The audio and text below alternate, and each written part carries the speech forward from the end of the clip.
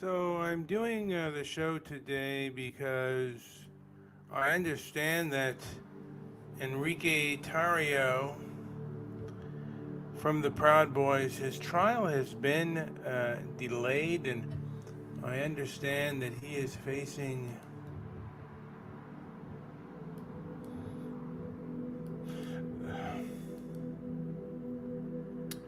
33 years. 33 years, I believe, in federal prison.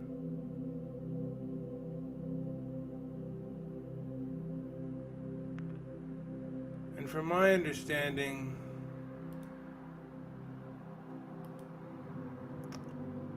the Proud Boys came about because of Gavin Newsom, not Gavin Newsom, Gavin McGinnis, I guess, was fighting the leftist. And I guess the song is a Broadway song. I think it's from Aladdin, I think. And they call themselves Western chauvinists, and they used to say the West is the best. They've called them an extremist organization.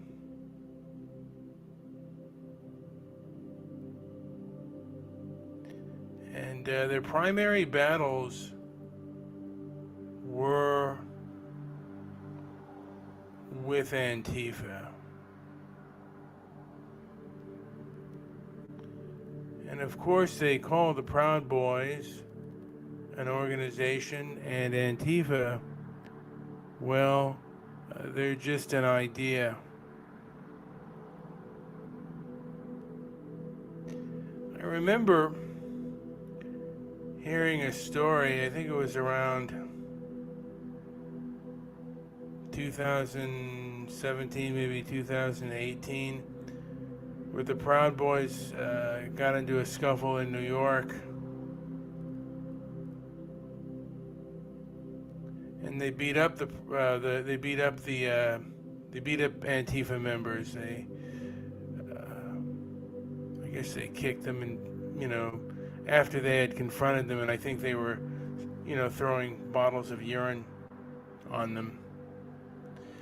The thing of it is, and I don't know how unique this is, but they tried the case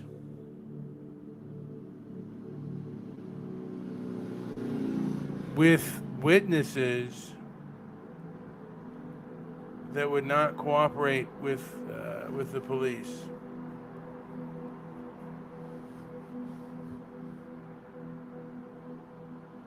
And I'd never heard of anything like that. There were no witnesses. I mean, like they got arrested and charged.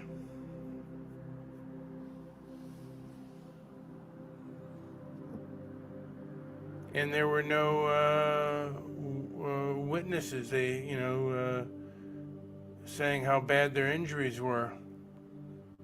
None of the witnesses testified in court. And yet they were prosecuted anyway.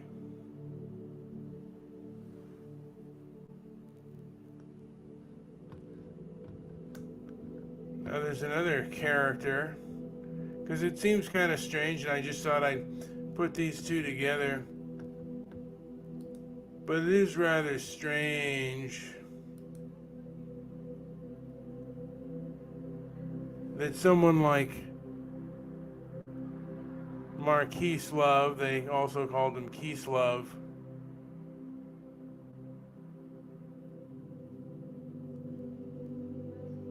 well, he didn't face the same scrutiny as the Proud Boys, or I guess Enrique Tarrio. But you can take a look at his, I mean, if you Google his name and look around for it, you can see a man who brutally assaulted somebody and then also kicked him when he was down. That's kind of the left. They ignore the behavior, maybe because perhaps what they say, certain subjects are winks and nods, but when you don't say something and you don't address certain things, aren't you giving a wink and nod to your fanatics? And if one kind of if fanaticism is wrong, isn't it all wrong? Or are we just picking and choosing the types of fanaticism that we want, that the establishment seems to embrace? Antifa is doing fanaticism the right way, and the Proud Boys is doing fanaticism the wrong way. At least that's what they say.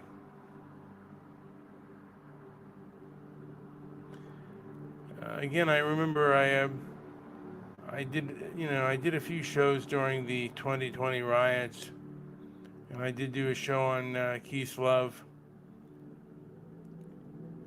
He actually, I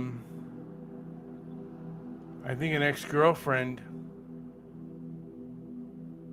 put herself on the page and said that he was basically Marquise Love was the guy was a woman, like a woman beater. He beat his girlfriend. She said she just wanted the guy away from him. He's a person that has seems to have a limited sense of right or wrong and a little sense of self-control. He seems like a complete and total egotist. He's light-skinned. He might be part white. One thing about individuals that are part white, oftentimes they will go really pro-militant as a way of overcompensating. And this seems like he's a spoiled kid who overcompensated for being part black and wanted to, at some points in his life, be full black. So he earns his stripes by kicking a guy that's down on the ground in the head. I think he beat him a few times too. I'd have to look at the video again. But it shows that the media seems very biased, and they're biased on a lot of subjects. The things they don't want to cover or deal with.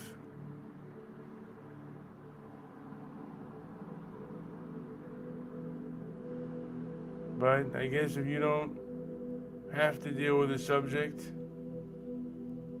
then you don't do it. And I always wonder what kind of economic pressure those against the woke left, what they can put against them. We have truck drivers, we have intellects. How many millions of people, even 2 to 3 million people, if you put your money together, you'll have people stopping some of the buffoonery and certain forms of behavior.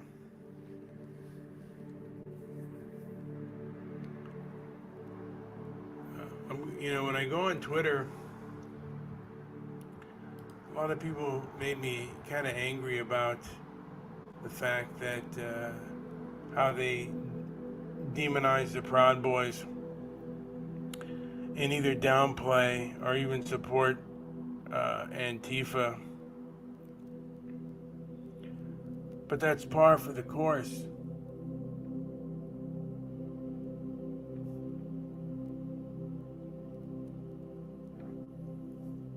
And I've come to the realization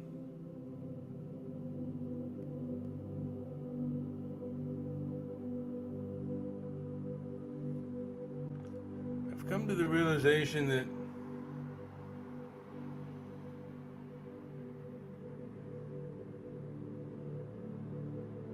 I value my ownership of myself. And having someone make me angry, particularly left-wing buffoons,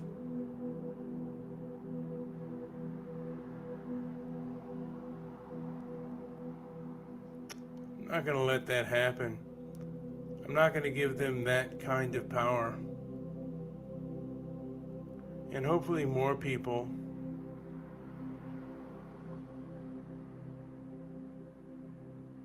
will have in here, like in their heart, that inner power to just say, I'm not going to contend with you.